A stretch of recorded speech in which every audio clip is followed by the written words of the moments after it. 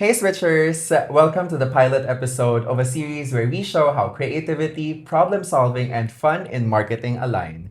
This is Behind the Switch. I'm Ezra, your fabulous host for this series.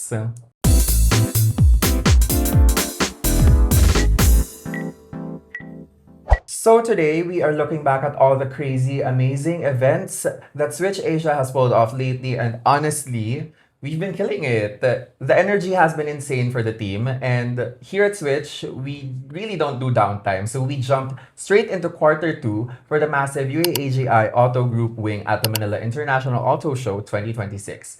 It was actually our very first project of the quarter, and we got to team up with our favorites over at UAAGI. Exploring the UAAGI Auto Group Wing was such a vibe, and the cars looked incredible. The setup was top tier, and the energy at the booth was just unmatched. But I actually want to get into the behind the scenes details on how it all came together.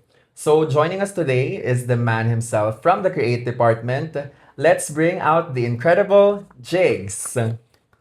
Hello, Yes. guys. So welcome to the show, Jigs. Thank you Hello. for having me here. Okay, let's get into it. Actually, first question. Introduce yourself to our guests. Who you are, what's your role here in Switch? I'm Jigs here. I'm the senior art director of Switch Asia. So, Jigs, let's explore your journey and professional growth. As a senior art director, what's your main roles and responsibilities or ano yung day-to-day mo? Anong itsura? From a day-to-day job naman kasi, my JD is usually to look after the people, to oversee the operations of the art department of the Switch Asia. Okay, pero in terms of execution, what's your hands work? Well, most of the time I do the 3D design, visualizing, rendering, and stuff like that, and also the spatial layout. For UAAGI, how was your 3D rendering journey throughout not just 2026, pero we've also handled UAAGI MIAs since 2024. Yes. Let's be real. 2 years ago, I was just happy na yung my 3D render did crash. But right now, transitioning to a massive one-stop booth is like parang a wedding planner but for cars. Yeah. Gets. Since 2024 to 2026, nung dati kasi pa isa-isang brand pa lang yung dinedesignan natin. Yes. Ngayon 2026, lahat ng UAAGI brands dinesignan natin ng booth. What's the major transition from designing for a single brand to creating a multi-brand display at the country's biggest and most anticipated automotive show, yung MIAs? And how do you think it challenged the team? Dati kasi parang ano lang ako, solo flight lang ako, hawak ko ang isang brand, which is Link & Co. before.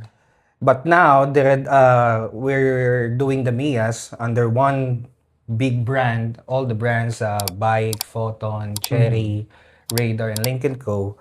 You want the fibers to have their spotlight, but you don't want them to fight over it. Like, ayaw mo silang mag-away because eto meron mas and stuff like that. So ang challenge dito is paano mo sila pagkakasyahin lahat without looking at parking lot. Yes. So yun yung pinaka-challenge and make it more premium and cohesive at the time. So it takes a lot of coffee and prayers to do all those things. And at the end of the day, kailangan mo siya makita na is this visually balanced ba?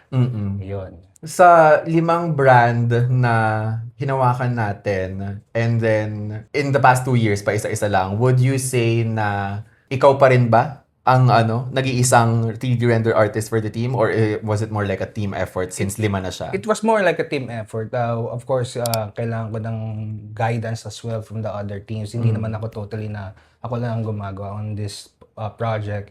It's more of a teamwork talaga. So let's talk about your post. Yes.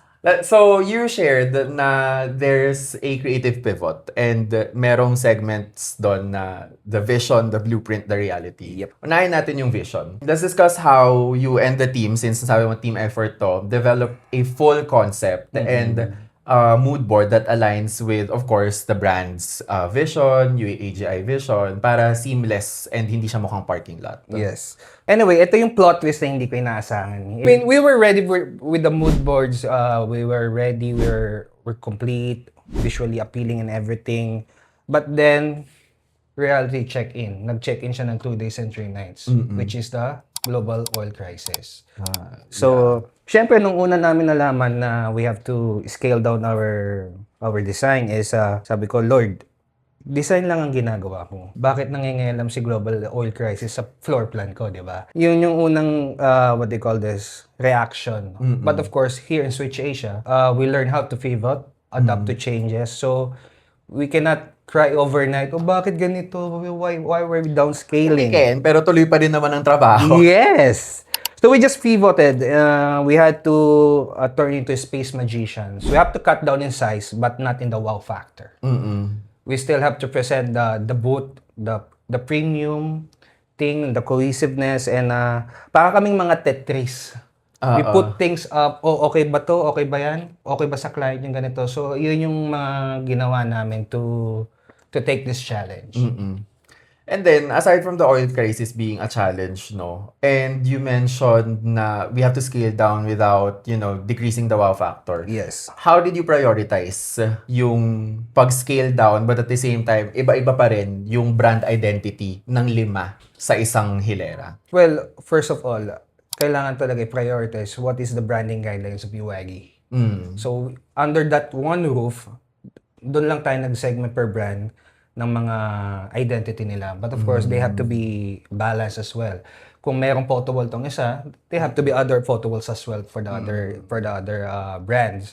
But of course, hindi po pwedeng mas okay yung kabila, mas lesser yung dito. So they have to be balanced. We use yung mga major colors ng UAAGI to make it identical to everyone. But at the same time, siguro magmumukha lang siyang mag-iiba because of the brands that the models na they are Yung kanya-kanyang brand kinikater. guideline. Oh yeah, doon lang nag-iiba yun. Due to recent world events, aside from, syempre, the growth of this project is 1 brand, naging 5 brands, Yeah. tapos biglang downscale tayo, may global crisis. How do you feel about this pivot? Kasi that's the reality of it. Well, ang lesson ko naman doon is never get too attached to your first design because it will always change. You have to always adapt to changes. Well, artists take pride in their design, but you also have to take pride on downscaling, on adaptivity of the things. So, sabi ko na lang, sorry Jigs, try again. You said artists get attached to their work, pero hindi natin may iwasan sa industriya natin as a whole that there are so-called revisions and sometimes major revisions yan. How do you feel going about that? Well, you can be the most talented designer in the world, but if you're too stubborn for change, then there's walang magiging fruitful doon. So you have to really you have to adapt to changes, to the revisions, because of course, client is still client. How do you balance creative direction and your artistic POV versus client and brand guideline? Well, of course, sa artist naman kasi, sky's the limit. But of course, when the client wants, we have to give them what they want. Kailangan natin give and take lang yan eh. Hindi necessarily na pag gusto mo, gusto mo. Of course, the client still is the client. So of course, we have to please them.